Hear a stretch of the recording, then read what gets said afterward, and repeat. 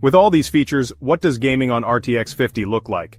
NVIDIA's own slides suggest up to twice the frame rate of RTX 40 in DLSS 4-capable games, but independent reports paint a nuanced picture. In raw, raster and RT benchmarks without frame generation, early leaks show the 5090 scoring about 25 to 30% higher than the 4090 in CUDA and compute tests. For example, Geekbench 5 CUDA gave the 5090 around 542,000 versus the 4090's roughly 424,000, which is about a 27% uplift. This is roughly in line with expectations from its core count and clocks. So, base performance per frame is a few tens of percent better, not twice as good. This matches the intuition that the 5090 has around 33% more SMS but slightly lower clocks, yielding about 25 to 30% more raw throughput. In effect, if a 4090 gave you 100 frames per second in a demanding game, a 5090 might give around 130 frames per second without DLSS, not 200. Where the RTX 50 chips truly shine is with DLSS 4. Because DLSS 4's multi-frame generation, or MFG, is exclusive to Blackwell, NVIDIA can claim twice the performance relative to a 40 series card running the same title with frame generation on. Put simply, DLSS 4 allows an RTX 5090 to output roughly double the frame rate of an RTX 4090 in DLSS 4-enabled games, because it is generating 4 frames, 3 AI plus 1 rendered, for each real frame. This makes benchmarks look phenomenal. For instance, in Cyberpunk 2077, the RTX 5090 hit around 239 frames per second at 4K Ultra with ray tracing and 4 times DLSS 4 generation. Without DLSS 4, that frame count would be about 1/4, underscoring the big impact of the new AI upscaling. Even so, there are caveats. Tech analysts note that NVIDIA's up to 2 times claims hinge on DLSS 4's futuristic mode. Raw frame rates will not magically double. In fact, one TechSpot analysis via Slashdot warns that while FPS numbers will increase with DLSS 4, latency and gameplay feel may not improve as dramatically, and that claims of a mid-range card like the RTX 5070, matching a 4090, only hold under DLSS 4 conditions. In other words, a 5070 might hit similar frame numbers as a 4090 when both use DLSS 4, but that doesn't mean identical native detail or responsiveness. Moreover, anecdotal reports highlight that DLSS 4's generation can introduce motion artifacts or softness, as one reviewer noted with Cyberpunk. Still, for high refresh gaming on 4K monitors, DLSS 4 appears to break the old GPU-bound ceiling by an order of magnitude.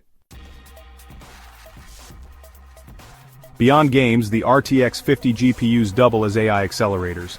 With up to 3,352 TOPS of INT8 compute and huge FP16 flops, these cards can rapidly run and even train complex neural networks. Developers can use the new AI Workbench and Omniverse tools, leveraging Blackwell for AI inferencing, data science, simulation, and real-time rendering tasks. NVIDIA's March 2025 GTC announcement of the RTX Pro Blackwell series for workstations underscores this shift. New RTX Pro 6000, 5000, 4000 and so on, all with Blackwell chips, aimed at AI data scientists and creators. In practice, expect faster video encoding and decoding, instant AI denoising in content apps, and even on-device large model inference. For example, Blackwell laptops promise to run local agentic AI assistants and game NPCs via NVIDIA NEM microservices with far lower latency. Scientific and CAD apps that use ray tracing will see larger models and scenes run interactively. NVIDIA's Bob Petty highlighted how Blackwell will take productivity, performance, and speed to new heights, accelerating AI inference serving, data science, visualization, and content creation. Essentially, if the 4090 was overkill for AI experiments, the 5090 makes consumer PCs true AI workstations. One early Wrinkle Tech power-up reported that some legacy compute benchmarks fell off a cliff on RTX 50 cards. It turns out Blackwell has dropped 32-bit CUDA OpenCL support, so older 32-bit apps fall back to CPU and perform poorly. This won't affect modern 64-bit AI frameworks, but it's a sign that NVIDIA is fully moving on to next-gen compute assumptions. And it explains why some DirectX 9-era benchmarks were shockingly slow on the new cards. For modern software, the impact is minimal, but it's a cautionary note for professionals relying on very old GPU code. NVIDIA didn't forget mobile. RTX 50 GPUs come to laptops with the same Blackwell features, promising desktop-class AI and graphics on the go. The mobile 5090 has the same GB203 chip as the desktop 5080 and 5070T, but it's paired with GDDR7 3GB dies to pack 24GB of VRAM on a 256-bit interface. Battery-conscious features like Max-Q 5th generation mean Blackwell notebooks can hit around 40% longer battery life than equivalent laptops on the RTX 40 series. Expect sleek 2-slot laptop GPUs powered by either multiple 8-pin cables or the new 600-watt PCIe Gen 5, also known as ATX 3.0, connector.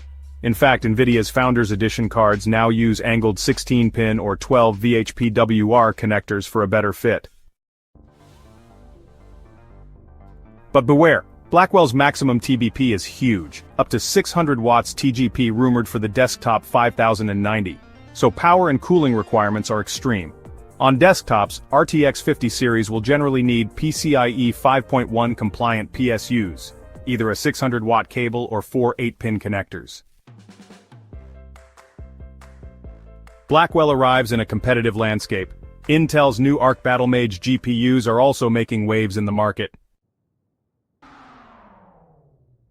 Early rumors suggest AMD's next 9070 XT GPU, codenamed Navi 48 and around 390 square millimeters, might roughly match an RTX 4080 Super in raw raster performance.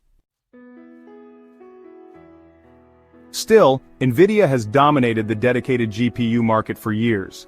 Current Steam surveys show roughly 75.8% NVIDIA versus 16.2% AMD share.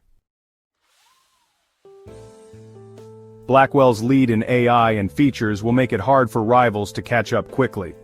Future AMD or Intel GPUs will need to embrace similar neural rendering tricks to keep pace.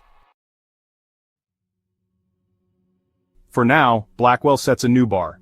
Reviewers and enthusiasts note that apart from the AI magic, the generation-over-generation pixel-pushing gains are modest, akin to about 25% on average. Some even jest that Blackwell is just a slightly bigger 4090 with higher power draw, 575 watts versus 450 watts. But other experts counter that raw GFlops misses the point. With DLSS 4 and neural features, the usable performance feels like a revolution, not an incremental bump. Regardless of raw numbers, one thing's clear. NVIDIA isn't just cranking clocks and shaders, they've shifted to a new paradigm where AI pipelines reshape the GPU. The RTX 50 series, codenamed Blackwell, is both the culmination of GPU evolution and the start of something new. It marries the brute force of more transistors and bandwidth with a sophisticated AI-infused architecture. The result is unprecedented capabilities, neural animated characters, graphics that learn and improve themselves, and frame rates that defy convention. We've seen how 32-bit compute was left behind to free up resources for modern AI, and how features like neural shaders and AC hint at games that are part simulator, part movie, part AI laboratory. As we look ahead, questions abound. How will developers leverage millions of programmable neural operations per frame? Will we see truly dynamic living game worlds driven by in-GPU AI agents? Will professional three-dimensional workflows become interactive enough to feel like virtual reality powered by Blackwell's rendering? And perhaps most intriguingly, NVIDIA has taken a bold step toward agentic AI on our PCs. Could the next step be GPU-integrated neural pipelines that even replace the CPU in some tasks? The competition, AMD Intel, will soon bring their own answers, but for now, Blackwell stands as a leap into the future. One thing is certain, with RTX 50 series, NVIDIA has not just built a faster GPU, they've built an AI computer graphics engine.